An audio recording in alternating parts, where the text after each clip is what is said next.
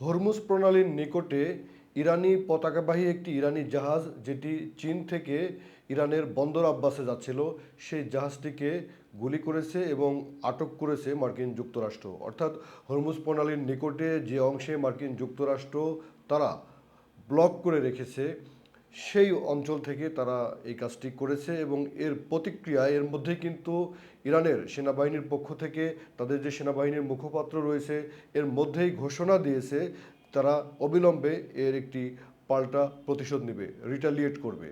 সুপ্রিয় দর্শক, আমরা জানি আজকে ইসলামাবাদে মার্কিন যুক্তরাষ্ট্র এবং ইরানের মধ্যে আবারও শান্তি আলোচনায় বসার কথা, যুদ্ধবিরতিকে দীর্ঘায়িত করা অথবা একটি চুক্তিতে পৌঁছার জন্য আলোচনায় বসার কথা। গতকালকেই কিন্তু মার্কিন যুক্তরাষ্ট্রের প্রেসিডেন্ট ডোনাল্ড ট্রাম্প তিনি বলেছিলেন যে একটি শান্তির আলোচনা স্থাপিত হবে, অর্থাৎ একটি আলোচনার মধ্য দিয়ে একটি শান্তিতে উপনীত হবে, এই ধরনের ইঙ্গিত তিনি গতকালকে বলেছেন।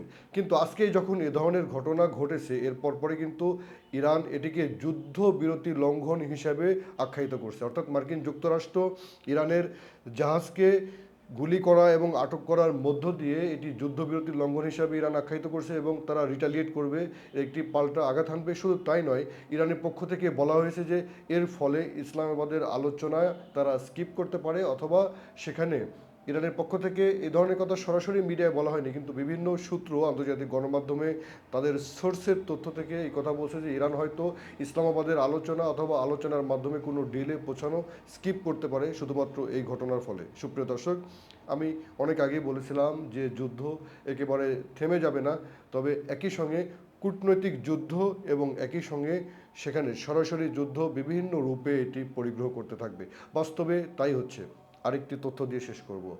ইউরোপের কূটনীতিকরা বলছেন যে যেখানে অনেক স্পর্শকাতর বিষয় নিয়ে ইসলামাবাদে আলোচনা হচ্ছে সেখানে মার্কিন যুক্তরাষ্ট্রের পক্ষ থেকে যাদেরকে এই আলোচনায় পাঠানো হচ্ছে, যেমন ডোনাল্ড ট্রাম্পের জামাতা জ্যারেড কুশনার অন্যতম প্রধান আলোচক, সে তো কূটনীতিকই না, সে হচ্ছে একজন রিয়েল এস্টেট ব্যবসায়ী। এই ধরনের ব্যক্তিকে দিয়ে ইরানের পরমাণু, বিশেষ করে সেখানে যে ইউরেনিয়াম সমৃদ্ধ করা হয়েছে সেই সমৃদ্ধ ইউরেনিয়ামকে মার্কিন যুক্তরাষ্ট্র তার কাছে হস্তান্তর করতে বলে অথবা ধ্বংস করে দিতে বলে অথবা অন্য কোনো রাষ্ট্রের কাছে হস্তান্তর করতে বলে। এই ধরনের একটি বিষয় ইরানরা যারা বছরের পর বছর ধরে এটা করেছে, ইরানিরা সেটি করবে। ইরানিরা হচ্ছে সেই জাতি যারা জান দেবে মান দেবে না, তারা এটি করবে বা করলে না করলে কি হবে, এটি একটি অনেক স্পর্শকাতর এবং অনেক গভীর আলোচনা। শুধু ভাষা ভাষা একটি 2-3 পৃষ্ঠার চুক্তির মধ্য দিয়ে এটি সম্পন্ন হবে, সেটি কিভাবে সম্ভব বলে প্রশ্ন উত্থাপন করেছে মূলত ইউরোপের কূটনৈতিকরা। অর্থাৎ এটি একটি কূটনৈতিক আলোচনায় খুব দক্ষ এবং খুব শক্তিশালী বহুপাক্ষিক কূটনৈতিক আলোচনার দাবি রেখেছে ইউরোপের কূটনৈতিকরা।